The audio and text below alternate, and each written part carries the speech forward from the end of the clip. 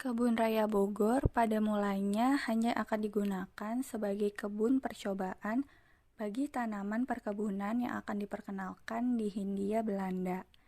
Namun, pada perkembangannya, pendirian Kebun Raya Bogor bisa dikatakan mengawali perkembangan ilmu pengetahuan di Indonesia dan sebagai wadah bagi ilmuwan, terutama bidang botani di Indonesia secara terorganisasi pada zaman 1880 sampai 1905. Dari sini, lahir beberapa institusi ilmu pengetahuan lain, seperti Bibliotheca Bogoriensis tahun 1842, Herbarium Bogoriense tahun 1844, Kebun Raya Cibodas tahun 1860, Laboratorium Treup tahun 1884, dan Museum Laboratorium Zoologi tahun 1894. Alasan kami memilih Kebun Raya Bogor adalah karena banyaknya ciptaan Tuhan yang bisa kita lihat dan sadari keberadaannya.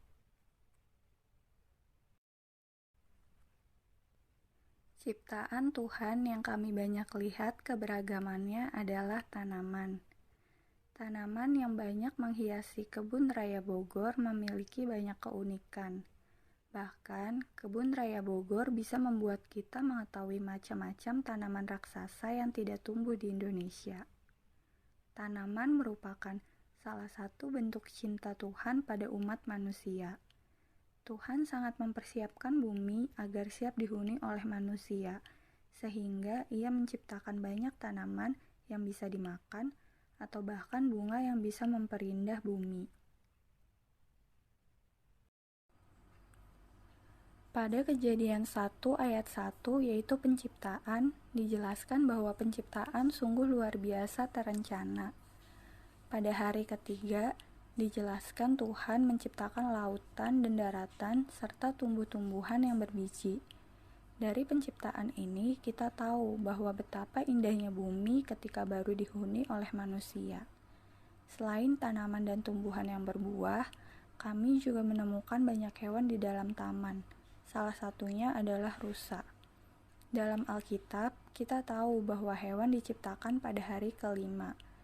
Pada hari kelima, Allah menciptakan binatang-binatang laut yang besar dan segala jenis makhluk hidup yang bergerak, yang berkeriapan dalam air, dan segala jenis burung yang bersayap. Allah melihat bahwa semuanya itu baik.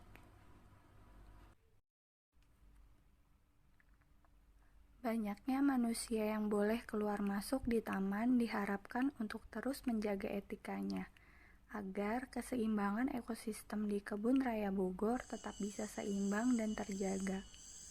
Kebun Raya Bogor sendiri dibuka pada tahun 18 Mei 1817. Gubernur Jenderal Godard Alexander Gerald Philipp van der Capellen secara resmi mendirikan Kebun Raya Bogor dengan nama Landsplantentuin de Buitenzorg.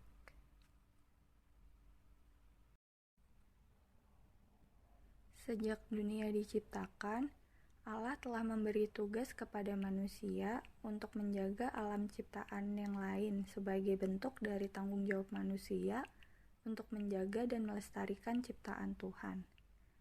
Allah berfirman, "Berkuasalah atas ikan-ikan di laut dan burung-burung di udara." Kejadian 1 ayat 26. Sering disalahartikan sebagai sesuatu yang benar-benar menunjukkan bahwa manusia diberikan hak secara penuh untuk bertindak semaunya tanpa memandang efek yang akan terjadi.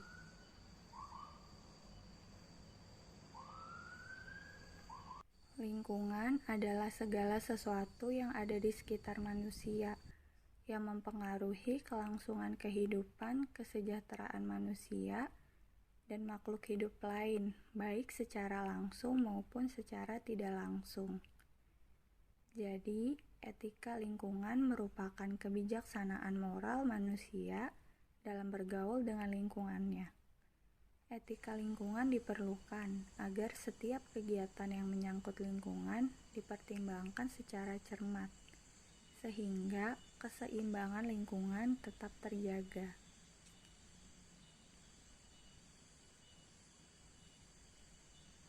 Banyak kejadian yang kita temukan dalam kehidupan kita setiap hari yang berkaitan dengan pengerusakan alam, di mana orang mulai menebang dan membakar hutan sembarangan, serta membuang sampah tidak pada tempatnya. Padahal tempat sampah sudah disediakan, akan tetapi kurangnya kesadaran manusia terhadap lingkungan membuat lingkungan menjadi tercemar. Membuang sampah sembarangan merupakan salah satu pelanggaran etika yang sering kita jumpai dan secara pribadi sering kita langgar. Perbuatan manusia ini dilakukan atas dasar keinginan manusia yang tidak bertanggung jawab. Akibat dari kesalahan itu, akhirnya terjadi kekeringan dan hutan semakin menipis. Dan akibat dari membuang sampah sembarangan menyebabkan terjadinya banjir. Ada banyak dampak negatif yang dapat ditimbulkan dari membuang sampah sembarangan, yaitu seperti banjir, wabah penyakit, dan dapat menimbulkan dampak negatif yang lebih besar, berupa kerusakan lingkungan. Pelanggaran etika tersebut tentunya akan teratasi apabila kita membiasakan untuk bertanggung jawab dari hal kecil, seperti membuang sampah pada tempatnya. Tidak ada yang bisa merubah perilaku manusia selain dirinya sendiri. Semuanya harus dimulai dari kesadaran pribadi, dengan menanamkan dalam diri dan hati kita untuk membuang sampah pada tempatnya, serta selalu berusaha untuk hidup bersih dan sehat. Apabila semua orang dengan kesadaran dari dirinya sendiri dan bertanggung jawab untuk melakukan hal kecil ini, maka dipastikan masalah sampah bisa teratasi. Alkitab berbicara tentang ciptaan yang baru dan bumi yang baru, di mana bumi yang baru tersebut adalah bebas dari polusi atau pencemaran, destruksi atau pengerusakan. Manusia ditugasi oleh Allah dalam rangka menggalang keharmonisan manusia dan alam. Menurut Kejadian 1 ayat 28, ciptaan terakhir yaitu manusia mendapatkan mandat untuk bertanggung jawab atas seluruh ciptaannya. Tanggung jawab terhadap alam sebagai ciptaan Allah juga telah dipertegas lewat kehadiran Kristus Yesus.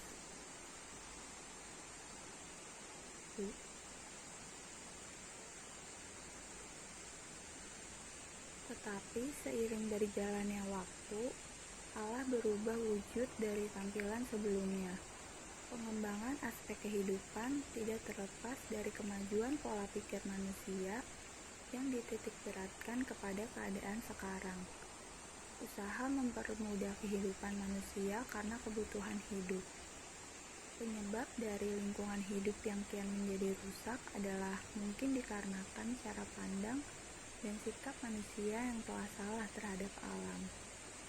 Karena memang benar, pemahaman dan cara pandang orang terkait lingkungan hidup akan mempengaruhi sikap mereka dan bagaimana mereka akan memperlakukan alam. Pemikiran bahwa manusia yang paling memiliki kepentingan yang dianggap akan paling menentukan tatanan ekosistem. Banyak yang berpandang bahwa alam dapat dilihat sebagai objek, alat, dan sarana untuk memenuhi kebutuhan dan kepentingan manusia. Adanya pemikiran seperti itu akan memicu munculnya sikap yang tidak bersahabat dengan alam dan tidak menghargai adanya lingkungan hidup untuk kepentingan banyak orang. Krisis lingkungan hidup yang dialami manusia pada masa sekarang merupakan akibat langsung dari kurang pedulinya manusia terhadap pengelolaan lingkungan hidup mereka sendiri. Artinya, manusia umumnya melakukan pengelolaan sumber-sumber alam tidak peduli pada peran etika. Dengan kata lain, krisis lingkungan hidup yang dialami manusia berakar pada krisis etika atau moral. Manusia kurang peduli pada norma-norma kehidupan atau lebih peduli pada kepentingan diri sendiri. Kita melihat dan merasakan sendiri bagaimana perubahan lingkungan telah terjadi dan berdampak langsung pada kehidupan kita. Kesadaran bahwa seluruh ciptaan berharga di mata Tuhan membawa kita untuk membangun sikap solidaritas dengan alam. Kita memperlakukan lingkungan hidup sebagai sesama ciptaan yang harus dikasihi, dijaga, dipelihara, dan dipedulikan. Kita mencintai dan memperlakukan lingkungan hidup dengan sentuhan kasih sebagaimana sikap Tuhan. Kita membangun solidaritas baru dengan alam yang telah rusak. Etika dan moral manusia menentukan sikapnya bagaimana manusia akhirnya sampai pada tugas dan tanggung jawabnya untuk menjaga alam semesta. Dua hal tersebut sangat mempengaruhi kehidupan manusia. Etika itu sendiri merupakan sebuah sikap atau sebuah tindakan yang dilakukan oleh manusia berdasarkan norma-norma yang berlaku, sehingga jika dikaitkan dengan etika lingkungan hidup, dapat diartikan sebagai usaha untuk membangun prinsip-prinsip moral yang dapat dipakai sebagai panduan dari usaha manusia untuk menjaga dan memperlakukan alam dan lingkungan sekitarnya dengan baik. Iman Kristen memahami kerusakan lingkungan hidup sebagai bagian dan wujud dari perilaku manusia yang tidak sejalan dengan tujuan Tuhan menciptakan alam semesta. Memelihara bumi dan tidak merusak lingkungan adalah bukti penguasaan diri manusia. Kerusakan lingkungan berakar dalam keserakahan dan kerakusan manusia. Itu sebabnya manusia yang dikuasai dosa, keserakahan, dan kerakusan itu cenderung sangat konsumtif. Secara teologis, dapat dikatakan bahwa dosa telah menyebabkan krisis moral atau krisis etika, dan krisis moral ini menyebabkan krisis ekologis, krisis lingkungan. Dengan demikian, setiap perilaku yang merusak lingkungan adalah pencerminan krisis moral yang berarti tindakan dosa. Dalam arti itu, maka upaya pelestarian lingkungan hidup harus dilihat sebagai tindakan pertobatan dan pengendalian diri. Dilihat dari sudut pandang Kristen, maka tugas pelestarian lingkungan hidup yang pertama dan utama adalah mempraktikkan pola hidup baru, hidup yang penuh pertobatan dan pengendalian diri, sehingga hidup kita tidak dikendalikan dosa dan keinginannya, tetapi dikendalikan oleh cinta kasih. Alam semesta dan lingkungan mempunyai hubungan yang erat dengan kehidupan manusia. Oleh karena itu, kebersamaan dengan yang lain adalah unsur penting dari manusia. Karena manusia pada dasarnya adalah makhluk yang selalu mempunyai ketergantungan dengan yang lain. Oleh karena itu, manusia harus disadarkan akan pentingnya sebuah sikap moral dan etika dalam kaitannya dengan kebersamaan dengan yang lain, dalam hal ini makhluk ciptaan yang lain. Manusia harus mempunyai rasa tanggung jawab untuk bersama dengan seluruh isi alam yang ada di dunia ini untuk menjaga dan melestarikan alam. Secara teologis, dapat dikatakan bahwa manusia dan alam adalah ciptaan. Properti dan bait Allah, semuanya itu berada dalam suatu hubungan perjanjian dengan Allah. Barang siapa yang merusak alam, maka ia merusak hubungan perjanjian itu. Di samping itu, segala kegiatan pengerusakan alam akan mendatangkan kerusakan pada hidup umat manusia. Alam merupakan pemberian Allah untuk manusia untuk memelihara dan dipergunakan. Oleh karena itu, etika lingkungan tidak berpusat pada manusia atau alam, melainkan berpusat kepada Allah. Sebagai pencipta, Allah sesuai rencananya agung telah menciptakan segala sesuatu sesuai dengan maksud dan fungsinya masing-masing dalam hubungan harmonis yang terintegrasi dan saling memengaruhi antara yang satu dengan yang lainnya. Sebab semua ciptaan berharga di mata Tuhan. Jadi, sikap eksploitatif terhadap alam merupakan bentuk penodaan dan perusakan terhadap karya Allah yang agung itu. Berdasarkan pandangan umum maupun pandangan agama Kristen tentang alam semesta lingkungan hidup, maka setiap orang memiliki tanggung jawab terhadap kerusakan lingkungan hidup berdasarkan pemahamannya. Setiap pandangan memiliki dasar tanggung jawab etis terhadap kerusakan lingkungan hidup. Di akhir kata, menjadi Kristen berarti menjadi bagian dari karya Allah untuk menata kehidupan yang harmonis. Keikutsertaan dalam melestarikan alam bukan lagi harus dilakukan sebagai bentuk formalitas taat negara atau ikut-ikutan masyarakat sekitar. tetapi dilaksanakan sebagai bentuk kesadaran dan tanggung jawab umat Kristen sebagai umat ciptaan Allah, yang bisa dimulai dari menyadarkan diri sendiri, berlanjut ke lingkungan sekitar, dan lalu masyarakat luas. Semua itu tentu saja diperbuat untuk memuliakan Allah Sang Pencipta.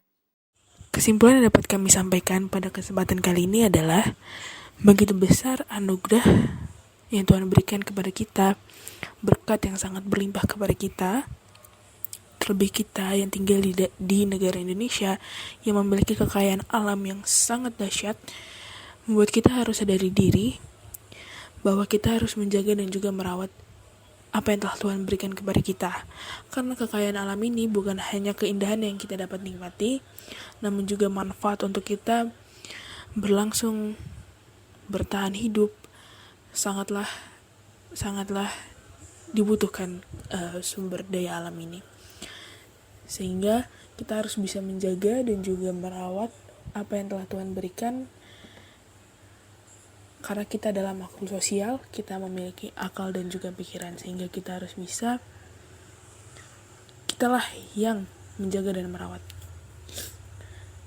Sekian video dokumenter pada kesempatan kali ini. Mohon maaf jika ada kesalahan, baik kata maupun perbuatan maupun video dokumentasi yang tanpa kami sengaja.